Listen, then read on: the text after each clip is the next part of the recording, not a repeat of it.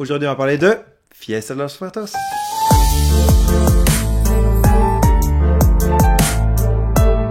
Alors, Fiesta de los Muertos, c'est un jeu coopératif où le but va être de deviner à quel mot appartient, quel personnage correspond à quel mot. Une fois n'est pas coutume, je vais faire une démonstration directe de comment se passerait un tour. C'est très simple à comprendre. Par exemple, moi j'ai tiré ce personnage, donc au début ils sont pas autour de la table, on les mélange, on en donne un à chacun, ils sont cachés, mais j'ai déjà mis en place pour que ce soit plus simple pour que la vidéo soit plus rapide. Donc on a chacun un personnage, on l'écrit, par exemple là j'écrirai ici King, Kong, et ensuite le but c'est de faire deviner, donc les personnages seraient remis au centre, mélangés, on en ajouterait pour en avoir 8, et on les révélerait mais que à la fin de la partie, donc là on les révèle pas encore, puis à la fin de la partie on les révélera, mais je le fais déjà. Donc voilà, j'ai King Kong, et le but c'est de faire deviner aux autres que j'ai King Kong. Donc par exemple, je pourrais écrire singe. Pourquoi pas. Je passerai ça à mon voisin, qui lui va voir singe. Donc on fait tous en même temps, ok, tout le monde joue en même temps.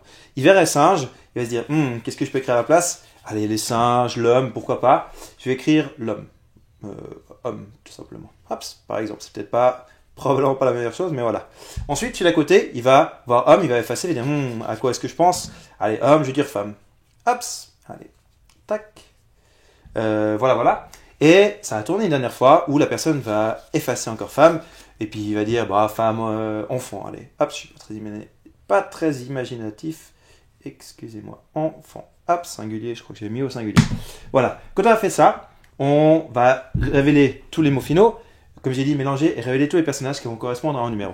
Et ensuite, le but, ça va être de deviner quel personnage appartient à quel mot final. Donc, je vais faire un peu le tour et je vais me faire des idées. Par exemple, Dumbledore, magique, je pense qu'il y a un lien. Je regarde si c'est autre chose. Pas forcément, il y a la force, ça peut force, magie, on peut passer dedans, mais plutôt Dumbledore. Et j'imagine qu'on aurait pu faire magie, baguette, magique, par exemple. Et du coup, si je pense que c'est correct, je vais écrire que le numéro 1 qui est Dumbledore, il correspond à magique, peu importe.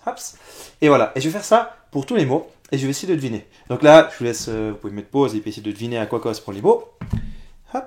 Et ensuite, on va contrôler que tout le monde ait fait juste. Donc, on va révéler, par exemple, pour dirigeant, c'était le roi Arthur. Et on va cocher en fonction du nombre de personnes. Si on est 4, on va cocher chaque fois que quelqu'un fait juste. Et s'il y a au moins 3 personnes qui font juste, on a apaisé le mort. Et s'il y en a plus, on va cocher ça qui nous donne un bonus. Si un coup d'après, on n'a pas réussi à tout faire, on peut utiliser ce bonus pour quand même avoir une croix de plus. Et par exemple, roi Arthur, dirigeant, je pense qu'on s'est planté, on a plutôt pensé à Jules César. Mais peut-être que la personne a écrit roi Arthur, il a voulu écrire Excalibur. L'autre a écrit, Excalibur, c'est un roi. Et du coup, le roi, l'autre a écrit dirigeant. Et on tombe sur Jules César. Après, des fois, on voit passer les mots. Donc, si j'ai vu roi passer, je sais que c'est peut-être plus le roi Arthur que Jules César. Donc, il y a des trucs en plus comme ça. Mais en quelques mots, c'est ça. Les derniers bouches correspondaient à Dracula. On a pu faire Dracula sans dents, bouche par exemple. Je sais pas. Et King Kong, c'est celui que j'ai fait.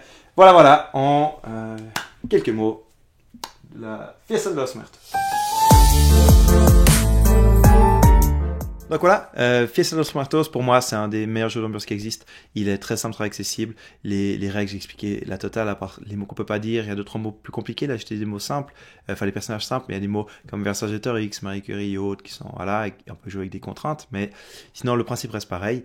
Donc voilà, ça reste un très bon jeu, très accessible. Vous avez les règles presque complètes. Et n'importe qui peut prendre. Il y a du style à esquisser, pas facile. Et voilà, un jeu que je recommande fortement. Je crois que vous savez tout sur ce jeu. À bientôt!